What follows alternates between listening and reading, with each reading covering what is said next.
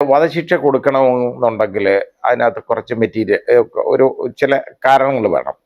അതായത് ബച്ചൻ സിംഗ് കേസ് അതാണ് അതിനെ സംബന്ധിച്ചിടത്തോളം ഏറ്റവും പ്രാമുഖ്യമായിട്ടുള്ള ഒരു കേസ്, പ്രമുഖമായിട്ടുള്ള കേസ്. അത് നമ്മുടെ ബഹുമാനപ്പെട്ട സുപ്രീം കോടതിയുടെ കോൺസ്റ്റിറ്റ്യൂഷൻ ബെഞ്ച് തീരുമാനിച്ച ഒരെണ്ണമാണ്. ആ കേസിൽ പറഞ്ഞേക്കുന്നത് ഒരു ഡെത്ത് സെൻറ്റൻസ്, അതായത് വധശിക്ഷ കൊടുക്കണമെങ്കിൽ അത് റെയറസ്റ്റ് എമംഗ് റെയർ ആയിരിക്കണം. അതായത് അപൂർവങ്ങളിൽ അത്യപൂർവം ആവണം, എന്നാലേ കൊടുക്കാൻ പാടുള്ളൂ. അല്ലാതെ എല്ലാ കൊലക്കേസുകളും ബ്രൂട്ടലാണ്. നമുക്കെപ്പോഴും ബ്രൂട്ടൽ എന്ന് പറയും, മർഡർ വളരെ ശരിയാണ്. എല്ലാ കൊലക്കേസുകളും കൊലപാതകങ്ങളും ബ്രൂട്ടലാണ്. ഒരാൾ മനുഷ്യജീവൻ എടുക്കുക എന്ന് പറയുന്നത് ബ്രൂട്ടലാണ്. പക്ഷെ അതുകൊണ്ടായില്ല, അത് അപൂർവങ്ങളിൽ അത്യപൂർവമാവണം. സാധാരണ ഉണ്ടാകുന്ന ഒരെണ്ണം ആവരുത്. ഇത് അപൂർവങ്ങളിൽ അത്യപൂർവമാണെന്ന് ചോദിച്ചാൽ ഇതെൻ്റെ ഒപ്പീനിയൻ. ഞാൻ ഈ പറയുന്നത് സുപ്രീം കോടതിയുടെ ഒപ്പീനിയൻ അല്ല. സുപ്രീം കോടതിക്ക് വേറെ പല കാഴ്ചപ്പാട് വിധി കാണും. ഞാൻ ഹൈക്കോടതി ജഡ്ജിയായിട്ടോ ഞാൻ സെഷൻസ് ജഡ്ജിയായിട്ടോ ഹൈക്കോടതി ജഡ്ജിയായിട്ടോ ഇരുന്ന ഈ കേസിനകത്ത് ഞാൻ വധശിക്ഷ കൊടുക്കും. അതെൻ്റെ ഒരു കാഴ്ചപ്പാടാണ്. കാരണം അതിനകത്ത് ഒന്ന്, ഈ നിസ്സഹായയായ ഈ പെൺകുട്ടി, അതിനാരും സഹായത്തിനില്ല. അത് അടച്ചുറപ്പില്ലാത്ത നല്ല ബലമില്ലാത്തൊരു വീട്ടിൽ കഴിയുകയാണ്. അതിൻ്റെ ആരും വേറെ അടുത്തില്ല, അമ്മയില്ല, ആരുമില്ല ആ സമയത്ത്. അങ്ങനെയുള്ള സമയത്ത് ഇതിനെ ലൈംഗികമായിട്ട് ഉപയോഗിക്കാൻ വേണ്ടി മാത്രം ഇതിനെ ഇതുപോലെ ചെയ്ത് ബലാത്സംഗം ചെയ്തതിന് ശേഷം ഇതിൻ്റെ ഈ സ്വകാര്യ ഭാഗങ്ങളിലെല്ലാം ഒരുപാട് മുറിവേൽപ്പിച്ചിട്ട് അതിനെ വളരെ കഷ്ടപ്പെടുത്തി കൊലപ്പെടുത്തിയതാണ് അത് ഒന്നത്. അതായത് ഒരു ഗ്രൂസം മർഡർ എന്ന് നമ്മൾ പറയാവുന്ന ഒരു കൊലപാതകമാണ്. പിന്നെ അത് മാത്രമല്ല, കോൺഷ്യൻസ് ഓഫ് സൊസൈറ്റി, സമൂഹ മനസാക്ഷിയെ ഞെട്ടിക്കുന്നതെന്ന് പറയുമ്പോൾ അതിനകത്തും പ്രത്യേകതയുണ്ട്. സാധാരണ ഒരു കൊലപാതകമൊന്നും സമൂഹ മനസാക്ഷിയൊന്നും ഞെട്ടിക്കത്തില്ല.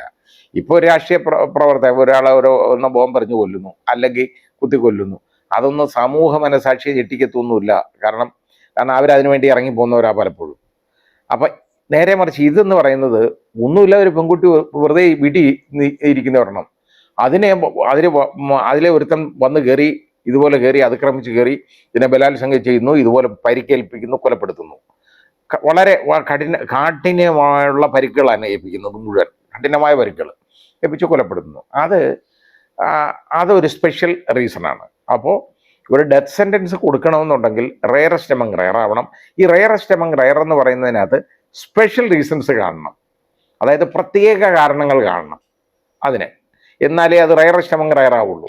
അപ്പോൾ അതിന് ഞാൻ പറഞ്ഞുകൊണ്ടിരുന്ന ഈ പ്രത്യേക കാരണങ്ങളാണ് ഇതിനകത്ത് എനിക്ക് കാണാൻ കഴിയുന്ന പ്രത്യേക കാരണങ്ങൾ. പിന്നെ അതുപോലെ ഇത് മാത്രമല്ല, ഇതിനകത്ത് എന്താ അറിയോ, അതായത് ഈ അൺഎക്സ്പെക്റ്റഡ് ആണ് ഈ പെൺകുട്ടിയെ സംബന്ധിച്ചിടത്തോളം. സാധാരണ ചിലപ്പോൾ ഒരു കൊലപാതകം നടത്തുന്നു, ഒരാൾ ഒരുത്തനെ തന്തയ്ക്ക് വിളിക്കുന്നിരിക്കട്ടെ, അവയെ അങ്ങ് കുത്തിക്കൊല്ലുന്നു. അപ്പോൾ അതിനകത്ത് ഒരു സഡൻ ആൻഡ് ഗ്രേവ് പ്രൊവോക്കേഷൻ ഉണ്ട്. എന്തെങ്കിലും ഒന്ന് ചെയ്ത് ഒരു സ്പർ ഓഫ് എ മൂവ്മെൻറ്റ്, അത് സഡൻ ഗ്രേവ് പ്രൊവോക്കേഷൻ ആവത്തില്ല ഇവിടെ, എന്നാലും ഒരു സ്പർ ഓഫ് എ മൂവ്മെൻറ്റിൽ സംഭവിച്ചേക്കുന്ന ഒരു കാര്യമാണ്. ഇതങ്ങനല്ല, ഇത് കരുതി കൂട്ടിയാണ്, കത്തിയും കൊണ്ടുവന്നേക്കാണ്. നോക്കുമ്പോൾ എന്താണെന്നറിയോ, അവന് ഇതുപോലെ ഈ സെക്ഷൽ ലസ്റ്റ് അവനത് തീർക്കണം. അവൻ നോക്കിയപ്പോൾ ഇങ്ങനെ ഈ പെൺകുട്ടി, അവൻ നേരത്തെ ഇത് ശ്രദ്ധിച്ച് കാണും. നോക്കിയപ്പോൾ ഈ പെൺകുട്ടി ഒറ്റയ്ക്ക് കിട്ടി, നേരെ കയറി ഇതുപോലെ അതിനെ കീഴ്പ്പെടുത്തി, ഇങ്ങനെയൊക്കെ ചെയ്തു, ഇതെല്ലാം കഴിഞ്ഞു കൊലപ്പെടുത്തി. അപ്പം ഇത് ഒരു pre meditated and calculated murder ആവും ഇത്. അങ്ങനെ വരുമ്പോൾ അത് യഥാർത്ഥത്തിൽ അതും സ്പെഷ്യൽ റീസണാണ്. അപ്പോൾ ഇതെല്ലാം സ്പെഷ്യൽ റീസൺസ് ആയിട്ട് മാറും. അപ്പോൾ ഇങ്ങനെയുള്ള ഒരു കേസ്, ഈ സമൂഹ മനസാക്ഷിയെ ഞെട്ടിക്കുന്ന കേസ്, പിന്നെ ഇവനെന്ന് പറയുന്നത് ഒരു ഹാർഡ് കോർ ക്രിമിനലാണ്, അല്ലെങ്കിൽ ഇങ്ങനെ ചെയ്യല. അപ്പോൾ ഇതെല്ലാം ഇതിനകത്തെ കാരണങ്ങൾ റെയറസ്റ്റ് എമംഗ് റെയർ ആവാം. ഞാൻ പറഞ്ഞത് എൻ്റെ കാഴ്ചപ്പാടെന്ന് പറയാൻ കാര്യമുണ്ട്. പലപ്പോഴും ഇത് ഹൈക്കോടതി വരെ ഈ കൺഫർമേഷനിലെത്തി നിൽക്കും. അത് കഴിഞ്ഞാൽ ഇനി സുപ്രീം കോടതിയിലേക്ക് ഈ പ്രതിക്ക് പോകാം, SLP കൊടുക്കാം. ആ SLP അഡ്മിറ്റ് ചെയ്തെടുത്ത് അപ്പീലായിട്ട് എടുത്തു കഴിഞ്ഞാൽ അത് SLP അഡ്മിറ്റ് ചെയ്യണോ വേണ്ടതെന്ന് തീരുമാനിക്കും. പക്ഷേ ഇതിനകത്തൊക്കെ അഡ്മിഷൻ കിട്ടും സാധാരണഗതിയിൽ. കാരണം ഹൈക്കോടതിയുടെ വിധിയോടുകൂടി ഇത് വിധിയാവുന്നുള്ളൂ. അതുവരെ ഇത് കൺഫർമേഷൻ കിടക്കല്ലേ. ഇപ്പോൾ കൺഫേംഡായി, യഥാർത്ഥ ജഡ്ജ്മെൻ്റായി, ഇനി അതിന് കൊടുക്കുമ്പോൾ SLP കൊടുക്കുമ്പോൾ സാധാരണഗതിയിൽ അഡ്മിറ്റ് ചെയ്യും, അപ്പീലായിട്ട് എടുക്കും. ആ അപ്പീലിൽ ഇനി തീരുമാനം എടുക്കുമ്പോൾ സുപ്രീം കോടതി ഇങ്ങനെയുള്ള കാര്യങ്ങളൊന്നും സുപ്രീം കോടതി പലപ്പോഴും പല കേസുകളിലും അതൊരു നമുക്ക് പറയാൻ പറ്റത്തില്ല, അങ്ങോട്ടോ ഇങ്ങോട്ടോ എന്ന് പറയാൻ പറ്റത്തില്ല. എന്നാലും ഈ കേസിലൊക്കെ ഇതിനകത്ത് സുപ്രീം കോടതി ഇത് കൺഫേം ചെയ്യുമോ ഇല്ലയോ എന്നുള്ളതിനെ കുറിച്ച് എനിക്ക് സംശയമുണ്ട്. സാധാരണഗതി സംഭവിക്കാറില്ല, പിന്നെ സംഭവിച്ചുകൂടുന്നില്ല. ഇത് ഈ രീതിയിൽ വിലയിരുത്തിയാൽ മാത്രമേ ഇത് ഇങ്ങനെ ആവുള്ളൂ. അതുകൊണ്ട് നമ്മൾ പല കേസുകളിലും കണ്ടിട്ടുള്ളതാണ്. ഇത് അങ്ങനെ ഇത് കൺഫേം ചെയ്യപ്പെടണം എന്നില്ല പലപ്പോഴും.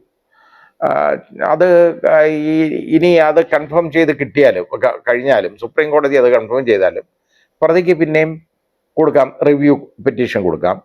അതുകൂടാതെ അതും തള്ളിപ്പോയി കഴിഞ്ഞു കഴിഞ്ഞാൽ പ്രസിഡന്റ് അടുത്ത് ദയാഹർജി കൊടുക്കാം.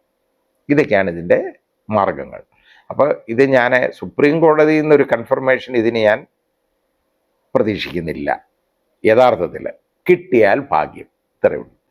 ഒരു വിചാരണ കോടതി വധശിക്ഷ ഒരു കേസിൽ കൊടുത്താൽ ആ ജഡ്ജ്മെന്റ് യഥാർത്ഥത്തിൽ ഫൈനൽ. ഒരു ജഡ്ജ്മെന്റ് എന്ന് പറയുന്നത് എന്തെന്നറിയുക, കൺവിക്ഷൻ മാത്രമല്ല, കൺവിക്ഷൻ ആൻഡ് സെന്റൻസ് ആവണം ജഡ്ജ്മെന്റ്. ഇതിപ്പോൾ കൺവിക്ഷൻ, കുറ്റക്കാരനാണെന്ന് കാണുന്നതാണ് conviction. You are found guilty and you are convicted എന്ന് പറയുന്നതാണ്. അതാണ് അയാൾ കുറ്റക്കാരനാണെന്ന് കാണുന്നു, അതാണ് കാര്യം, തെളിയുന്നു, നിങ്ങൾ കുറ്റക്കാരനാണെന്ന് കണ്ടിരിക്കുന്നു, അതാണ് കൺവിക്ഷൻ. ഈ കൺവിക്ഷൻ കഴിഞ്ഞിട്ട് പിന്നെ ജഡ്ജ്മെന്റ് വേണം, അത് സെന്റൻസ് വേണം, അതായത് ശിക്ഷ. ആ സെന്റൻസും കൂടെ ചേരുമ്പോൾ മാത്രമേ ജഡ്ജ്മെന്റ് പൂർണ്ണമാവുന്നുള്ളൂ. യഥാർത്ഥത്തിൽ വിചാരണ കോടതിയുടെ ജഡ്ജ്മെന്റ് ഈ വധശിക്ഷ കൊടുക്കുന്ന കേസുകളിൽ പൂർണ്ണമാവില്ല. അതിൻ്റെ കാരണം എന്താ അറിയോ, ഈ വധശിക്ഷ എന്ന് പറയുന്നത് it is subject to confirmation by the ഹൈക്കോർട്ടാണ്. അതായത് ഹൈക്കോടതിയുടെ തീരുമാനത്തിന് വിധേയമായിട്ട് മാത്രമേ ഈ ഡെത്ത് സെൻറ്റൻസിൻ്റെ വില വരുന്നുള്ളൂ. കൊടുക്കും, പക്ഷേ അത് കൺഫേം ചെയ്താൽ മാത്രമേ അത് ഡെത്ത് സെൻറ്റൻസും ആയിട്ട് മാറുന്നുള്ളൂ. അന്നേരമേ ഒരു ജഡ്ജ്മെൻറ്റ് കംപ്ലീറ്റ് ആവുന്നുള്ളൂ. അപ്പോൾ അങ്ങനെയുള്ള കേസിൽ അതുകൊണ്ടാണ് ഞാൻ പറഞ്ഞത്, ഈ അയാൾ പ്രതി അതിൻ്റെ മേളിൽ കൺഫേം ചെയ്ത് എൻ്റെ മേളിൽ ഒരു SLP കൊടുത്താൽ സാധാരണ ഗതി സുപ്രീം കോടതി എടുക്കണം. കാരണം എന്താണെന്ന് അറിയാവോ, യഥാർത്ഥത്തിൽ ഈ ജഡ്ജ്മെൻ്റ് എന്ന് പറയുന്നത് ഹൈക്കോടതി ജഡ്ജ്മെൻ്റാണ്. ജഡ്ജ്മെൻറ്റ് ഫൈനലാവുന്നത് ഫൈനലായത് ഹൈക്കോടതിയുടെ തീരുമാനത്തോടു കൂടിയാണ്. അതുവരെ ജഡ്ജ്മെൻറ്റിന് വിലയില്ല. കൺവിക്ഷന് മാത്രമേ വിലയുള്ളൂ. കൺവിക്റ്റ് ചെയ്തു, തീർന്നു. ഹൈക്കോടതി ഇത് കൺഫേം ചെയ്യുന്നില്ലെങ്കിൽ ഇത് നേരെ അടുത്ത ശിക്ഷ എന്ന് പറയുന്നത് ലെസർ ആൾട്ടർനേറ്റീവ്, അതായത് ജീവപര്യന്തം തടവിലേക്കോ പിഴയിലേക്കോ പോവും. അതും പിഴയും ആയിട്ട് മാറും. അല്ലെങ്കിൽ കൺഫേം ചെയ്താൽ മാത്രമേ ഡെത്ത് പെനാൽറ്റി വരുള്ളൂ. ഇനി ഇത് കൺഫേം ചെയ്തെന്നിരിക്കട്ടെ, കൺഫേം ചെയ്തു, ഈ കേസിനകത്ത് കൺഫേം ചെയ്തു, അയാളെ അതായത് DR-നകത്ത് ഡെത്ത് റഫറൻസിനകത്ത് കൺഫേം ചെയ്തു, പ്രതിയുടെ അപ്പീൽ തള്ളി. ഇനി പ്രതിയുടെ മാർഗം എന്ന് പറയുന്നത് ഇതിനകത്ത് വീണ്ടും നടപടിക്രമം എന്ന് പറയുന്നത് എളുപ്പമൊന്നും ഇളത്തുകൊല്ലാനൊന്നും പറ്റത്തില്ല. അതിനുള്ള മാർഗം എന്ന് പറയുന്നത് അടുത്തത് പ്രതിക്ക് ഇത് ഞാൻ നേരത്തെ പറഞ്ഞ പോലെ SLP കൊടുക്കാം.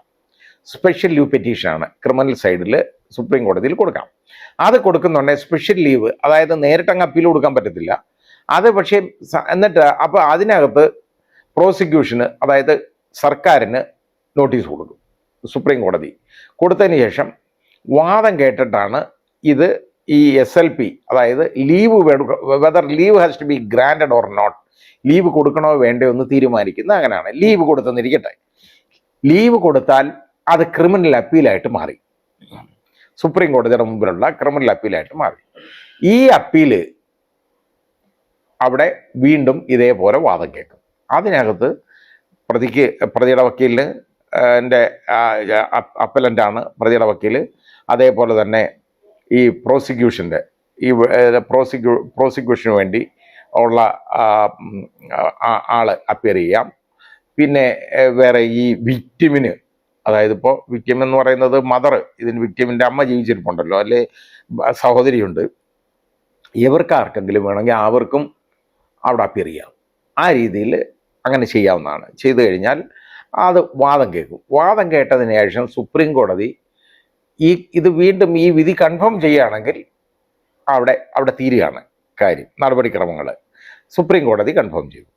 ഇനി സുപ്രീം കോടതി കൺഫേം ചെയ്തില്ലെങ്കിൽ പിന്നുള്ളത് സുപ്രീം കോടതി തന്നെ ജീവപര്യന്തം തടവായിട്ടും അതുപോലെ അതിനോടൊപ്പം പിഴയായിട്ടും ഇത് മാറ്റും, ശിക്ഷ മാറ്റും. ഇനി അങ്ങനെ മാറ്റിക്കഴിഞ്ഞാൽ അതാണ് ശിക്ഷ.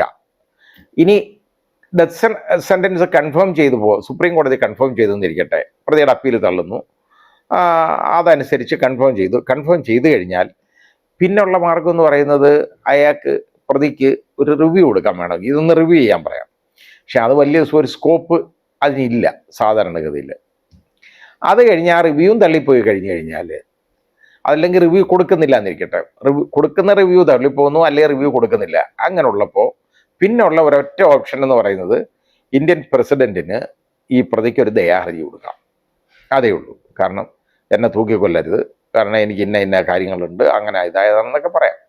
അങ്ങനെ കൊടുത്തു കഴിഞ്ഞാൽ ഉള്ള കാര്യം ഇന്ത്യൻ പ്രസിഡന്റ് തീരുമാനിക്കും എന്ത് വേണമെന്ന്. അപ്പോൾ പ്രസിഡന്റ് ആണ് അതിലെ ഏറ്റവും വലിയ അതോറിറ്റി. തീരുമാനിക്കും. അത് പ്രസിഡന്റ് ദയ അനുവദിക്കുന്നതെന്ന് പറയുന്നത് വളരെ വിരളമാണ്. വളരെ വിരളമായിട്ടുള്ള കേസുകളിലേ ഉള്ളൂ അനുവദിച്ചിട്ടുള്ളൂ. അങ്ങനെ വരാം. അത് സുപ്രീം കോടതി പ്രസിഡന്റ് ദയ ഗ്രാൻഡ് കൊടുക്കുന്നെങ്കിൽ മാപ്പ് ഇത് കൊടുത്താൽ ഇത് ജീവപര്യന്തമായിട്ട് മാറും, ഇയാളെ തൂക്കിക്കൊല്ലേണ്ടതില്ല, ലെസർ ആൾട്ടർനേറ്റീവ് മതി എന്നുള്ള രീതിയിൽ ഇങ്ങോട്ട് വിട്ടു കഴിഞ്ഞാൽ അതായി. ഇനി പ്രസിഡന്റ് ദയാഹർജി തള്ളിയാലോ? തള്ളിക്കഴിഞ്ഞാൽ വീണ്ടും ഇയാൾക്ക് സുപ്രീം കോടതി സമീപിക്കാം. കാരണം അതായത് പ്രസിഡന്റ് ശരിയായിട്ട് ഇത് കൺസിഡർ ചെയ്തില്ല, ഒരു സ്പീക്കിംഗ് ഓർഡർ അല്ല, അല്ലെങ്കിൽ ഇന്ന കുഴപ്പങ്ങൾ ഇതിനുണ്ട് എന്ന് പറഞ്ഞിട്ട് കേട്ടോ, അതിനകത്ത് ജുഡീഷ്യൽ റിവ്യൂ ആണത്. ഒരു ജുഡീഷ്യൽ റിവ്യൂവിന് പ്രതിക്ക് അവകാശമുണ്ട്, അത് ചെയ്യാവുന്നതാണ്. ആ ജുഡീഷ്യൽ റിവ്യൂ എന്ന് ഒരു റൈറ്റാണ്. ആ ജുഡീഷ്യൽ റിവ്യൂ അത് സുപ്രീം കോടതി അത് തള്ളിക്കഴിഞ്ഞാൽ, അതായത് പിന്നെ പ്രസിഡന്റ് തീരുമാനങ്ങളിൽ സാധാരണഗതിയിൽ ജുഡീഷ്യൽ റിവ്യൂ എടുക്കാറില്ല, എടുത്ത് വന്നു കഴിഞ്ഞാലും അത് വലിയ നിലനിൽപ്പൊന്നും കിട്ടാറില്ല, അങ്ങനെ വരും. അത് തള്ളിക്കഴിഞ്ഞാൽ പിന്നെ ഇയാളെ തൂക്കിക്കൊല്ലുകയാണ് വേണ്ടത്. അതായത് നമ്മുടെ വധശിക്ഷ എന്ന് പറയുന്നത് മരിക്കുന്നവരെ തൂക്കിക്കൊല്ലുകയാണെന്നാണ്. അതാണ് നമ്മൾ പറഞ്ഞേക്കുന്നത്. അതായത് ഹീ ഈസ് അതായത് he's hanged by the neck until he is dead എന്നാണ്. അപ്പോൾ അതായത് മരണം വരെ ഇയാളെ തൂക്കിലിടുക എന്നുള്ളതാണ് അതിനകത്തെ ശിക്ഷ. ഇതാണ് ഇതിലെ നടപടിക്രമങ്ങൾ.